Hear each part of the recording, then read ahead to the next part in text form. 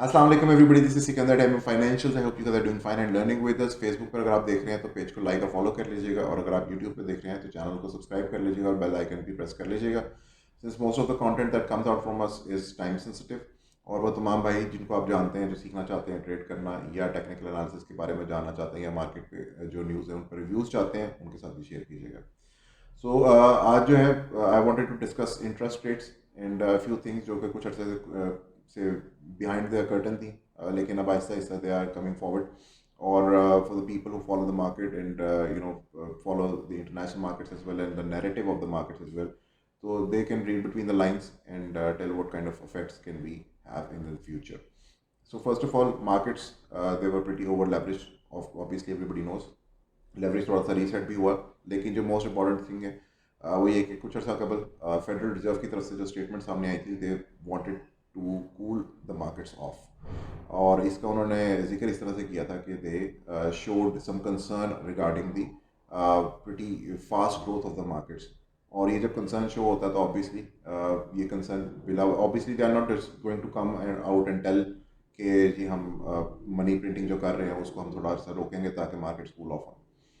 सो जो एक होता है ना कि somehow they try to communicate in a different manner कि ताकि जो समझने वाले हैं वो समझ जाए, बाकी जो है उनके लिए जैसे एक स्टेटमेंट ही रहे। सो फेडरल रिजर्व की तरफ से ये स्टेटमेंट आई थी, और they wanted to taper off इसको, जो इंटरनेशनल टर्म यूज़ होती है that is tapering.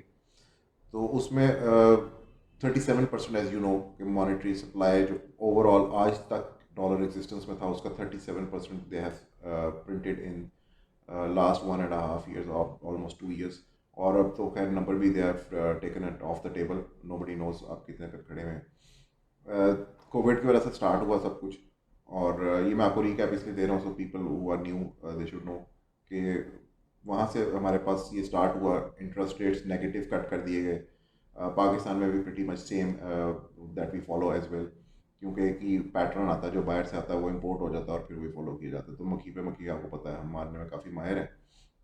So almost same kind of response from Pakistan as well. Tareen साहब की कुछ 3 हफ्ते पहले की स्टेटमेंट थी कि मार्केट्स में वो बहुत फास्ट पेस पे ग्रो कर रही हैं, तो this needs to cool off. उन्होंने भी वही स्टेटमेंट तोड़ मरोड़ के वैसे ही बताई, विच वॉज ऑल्सो इंडिकेशन के they also want some kind of cool off in the market over here in Pakistan. Internationally भी दे वांटेड कूल ऑफ, इधर भी they wanted cool off. Obviously जो रेस्ट ऑफ द वर्ल्ड है, they were all they are not you know they don't levitate above all, तो वो भी इसी का हिस्सा।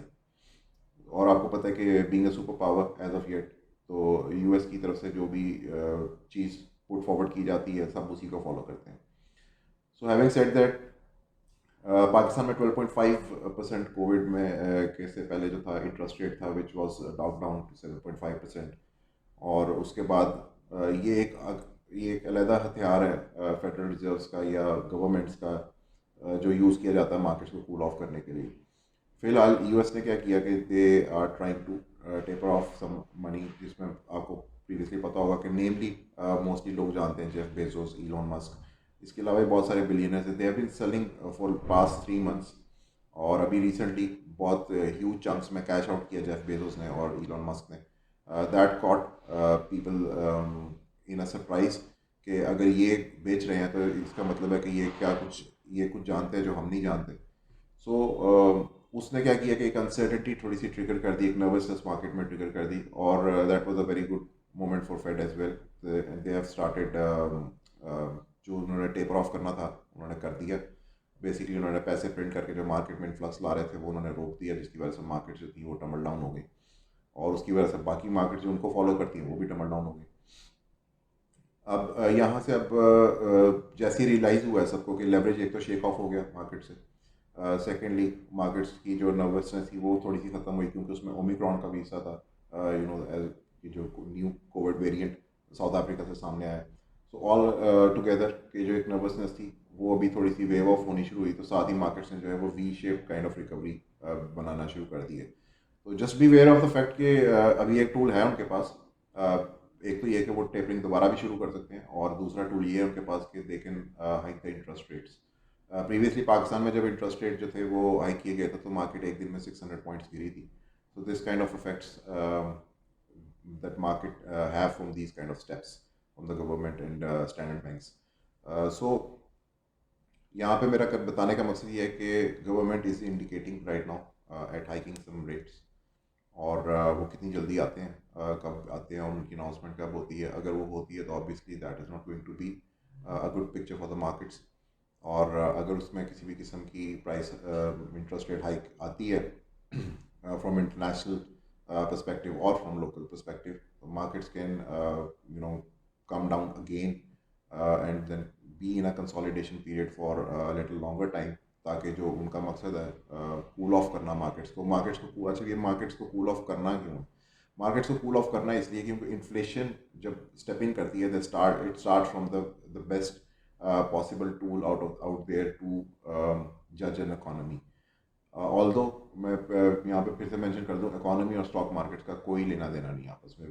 पीपल ऑलवेज कंफ्यूज कि अगर किसी मुल्क की इकोनॉमी अच्छी तो stock market would be booming. It's not correct. लेकिन स्टिल पीपल समहाउ जज it and that's what the narrative is all about, और नैरेटिव ही चेंज करना होता है दूसरे नैरेटिव से। सो जो इन्फ्लेशन है वो स्टेप इन की, सबसे पहले आपके स्टॉक्स ऊपर जाते हैं, उसके बाद आपकी जो है कमोडिटीज़, और फिर उसके पीछे पीछे even down to the consumer level. तो बेसिकली गवर्नमेंट को बाकी चीज़ों से तो इतनी प्रॉब्लम नहीं थी, लेकिन जो कंज्यूमर प्रोडक्ट्स थी, जो रोज़मर्रा की अशिया के ऊपर जो इन्फ्लेशन आ रही थी, आपको भी पता है पेट्रोल से लेके हर चीज़, गाड़ी, कोई भी चीज़ आप जो कंज्यूम करते हैं, everything was just hiking in price.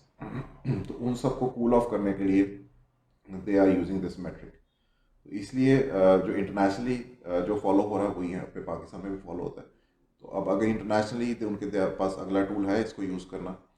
So if they kind of I am just trying to warn you कि अगर वो ये यूज़ करते हैं तो ऑब्वियसली हमारे यहाँ भी यही यूज़ होगा, और अगर ये यूज़ होता है तो markets, just for example I told you कि 600 पॉइंट्स एक दिन में गिरी थी जिस दिन ये प्राइस इंटरेस्ट रेट हाइक हुए थे। So this kind of reaction can be expected if something like that happens. Just be warned about it and be aware about it. Thank you so much for watching. Allah Hafiz.